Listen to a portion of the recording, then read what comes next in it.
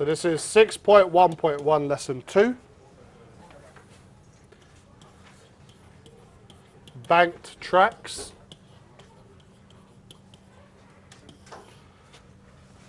So first, let's imagine a car that's on a level ground doing circular motion.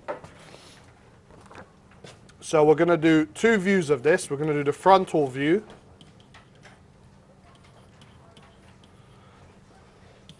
and the plan view. So in the frontal view,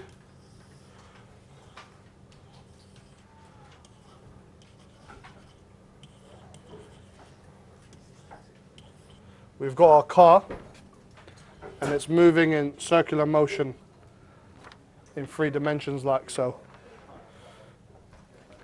From the plan view, from above, we've got our car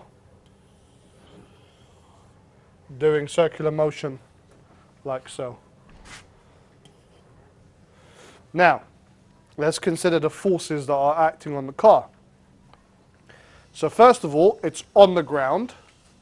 So immediately, we know that weight is going to pull it down.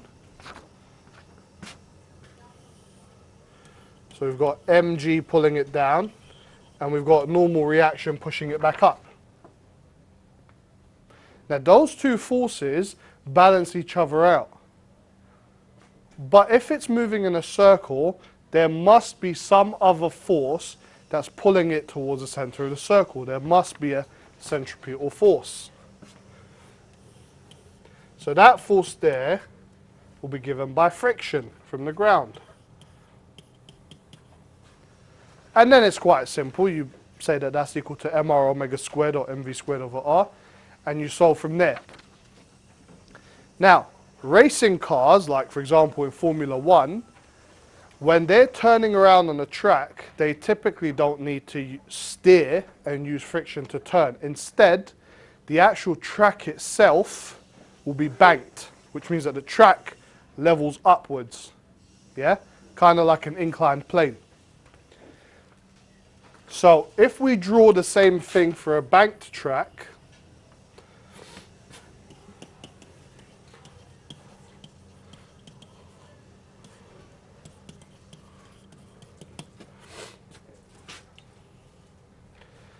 and we do the frontal view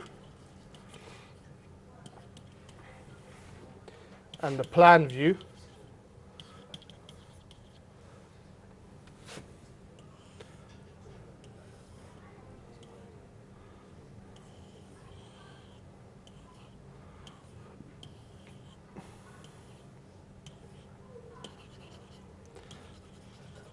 so that's our frontal view. And again, this car will be doing circular motion in 3 dimensions like so. From the plan view, it's again going to look the same as before. A car doing circular motion like so. So now if we consider the forces that are acting on this car, well, first of all, we've got mg pointing down.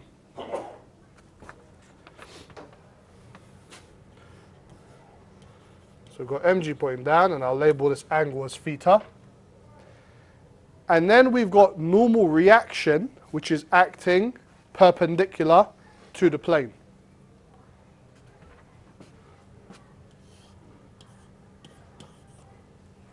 Now, notice, if you imagine this in 3D, as a car is coming towards us, the track is actually curving.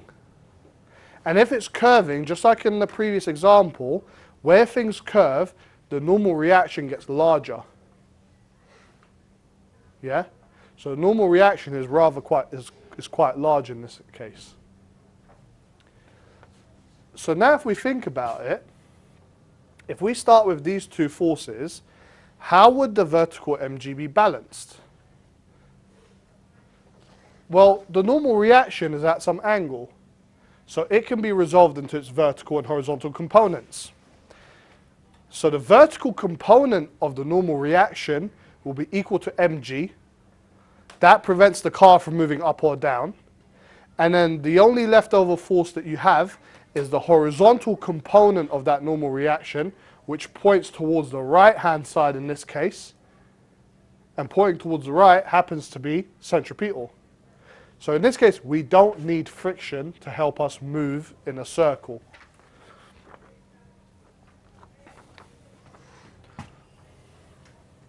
So let's draw that considering the forces.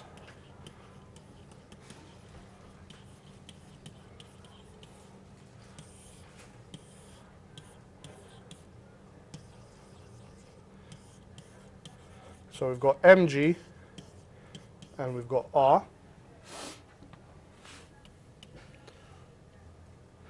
If we've got mg and r, we can look at r and how that looks.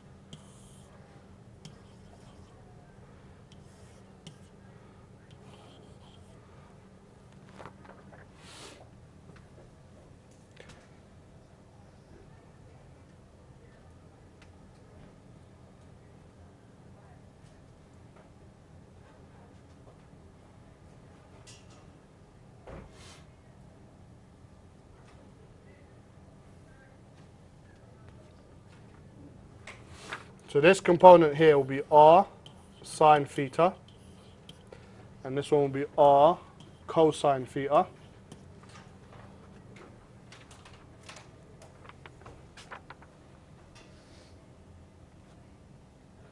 Now we said that r cos theta balances with mg, and then we're left with r sine theta, which is centripetal. If you're unsure how I got that, just make a triangle with r, and then put the angles in, and you'll see. Yeah? So it's just like when you do things normally on an inclined plane, you do it exactly the same way. So for vertical, we've got r cos theta equals to mg. And for horizontal,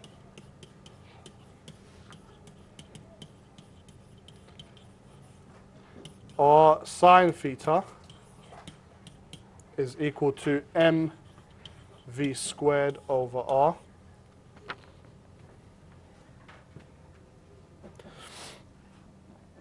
Now if we wanted to find the angle, for instance, what we can then do is just divide these together.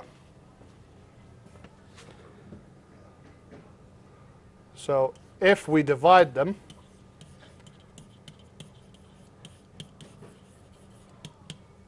we've got r sine theta over r cosine theta is equal to mv squared over r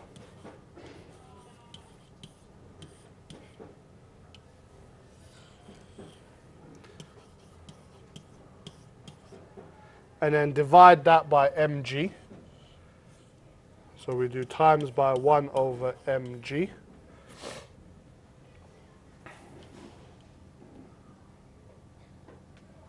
Now, r sine theta over r cos theta, well, r's cancel out. Sine theta over cos theta, that's just tan theta. So tan theta equals to m over m. They cancel out. So it's just v squared over rg.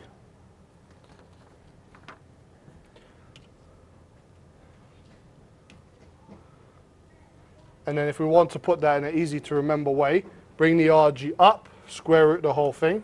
So velocity is equal to the square root of rg tan theta. Now, in this whole example, no, friction was not involved.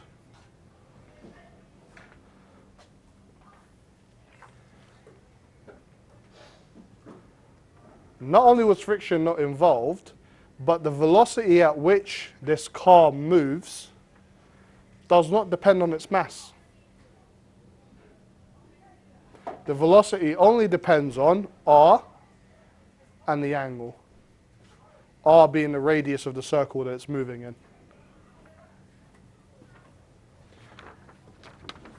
And that's the end of 6.1.1.